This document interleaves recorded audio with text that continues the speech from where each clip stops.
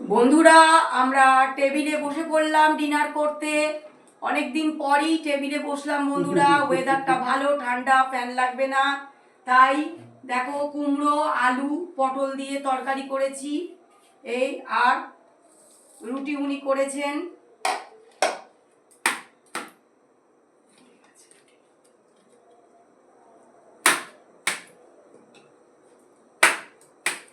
একটু ঝেড়ে নিতে হচ্ছে বন্ধুরা।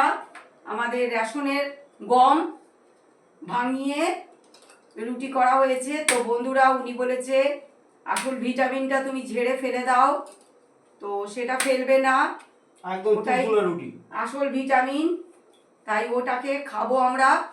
তো এখন উনি ঝাড়ছে না রুটি, তাই না ঝেড়েই রুটিটা করছে বন্ধুরা। বলছে ওটাই আসল ভিটামিন, ওটা তুমি একদম ঝাড়বে না। খুব ভালো হয়েছে বন্ধুরা। তো কুমড়ো পটল আলুর তরকারি দেখো এতটা রয়েছে, আর আমরা বাটিতে করে নিয়ে নিয়েছি।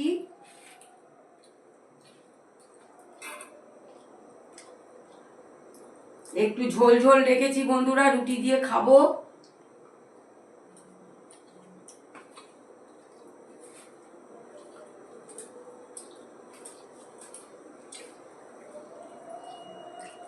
বন্ধুরা শুধু কাঁচা লঙ্কা, হলুদ আর একটু একটু জিরের গুঁড়ো দিয়ে বানিয়ে এত সুন্দর টেস্টি।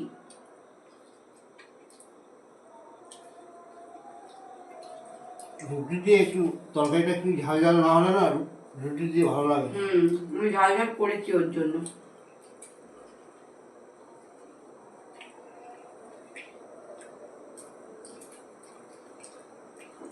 বন্ধুরা আমি কোনো সময় শুকনো লঙ্কার গুঁড়ো বেশি ব্যবহারই করি না, শুধু কাঁচা লঙ্কা, যতগুলো পারো কাঁচা লঙ্কা। কাঁচা লঙ্কাটাই খুব ভালো লাগে। আমাদের অনেক কাঁচা লঙ্কা লাগে বন্ধুরা।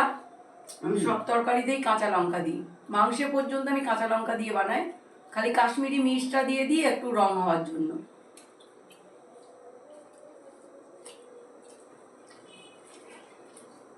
একবার যদি পেটের প্রবলেম এসে যায় বন্ধুরা, পেট সারানো যাবে না। শুকনো লঙ্কা খাওয়া বন্ধুরা একদমই খাওয়া, যতটা পারবে অ্যাভয়েড করবে।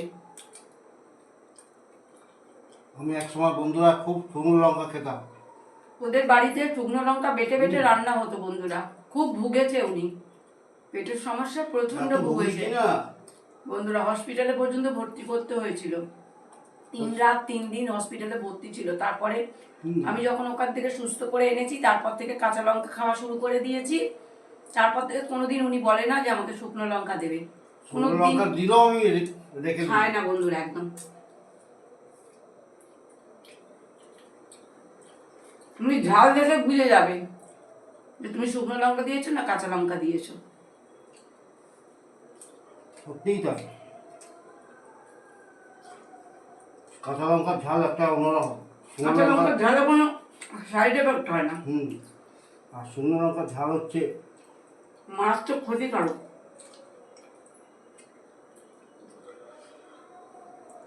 তরকারিটা বন্ধুরা ভাবতেই পারিনি এত সুন্দর টেস্টি হবে, খুব সুন্দর টেস্টি হয়েছে। যেরকম দরকার ছিল সেরকম হয়েছে।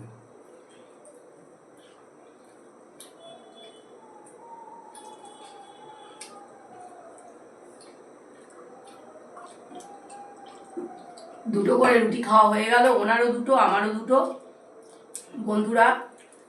তো ভিডিওটা তোমরা প্রথম থেকে শেষ পর্যন্ত দেখবে, আর লাইক কমেন্ট শেয়ার করে আমাদের পাশে থাকবে।